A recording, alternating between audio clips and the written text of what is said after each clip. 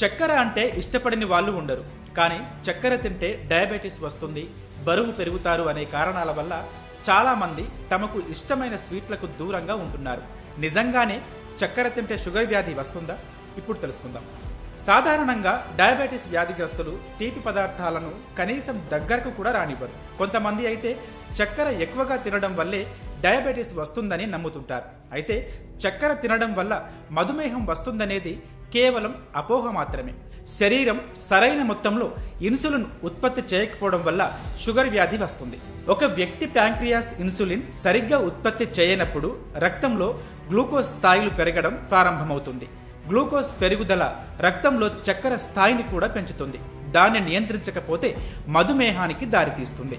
కుటుంబ చరిత్ర, జీన్స్, వయస్సు, శరీర బరువు, పీసీఓఎస్, శారీరక శ్రమ స్థాయిలు, హార్మోన్ల అసమతుల్యత వల్ల టైప్ 2 మధుమేహం వచ్చే అవకాశం ఉంటుంది.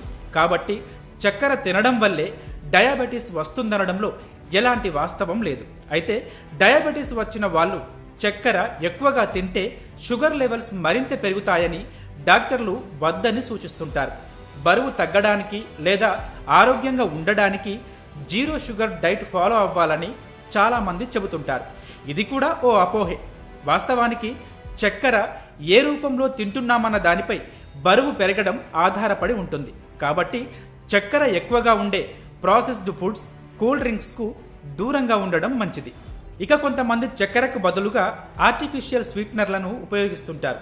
కానీ అవి చక్కెర కంటే ఎక్కువ హానికరం.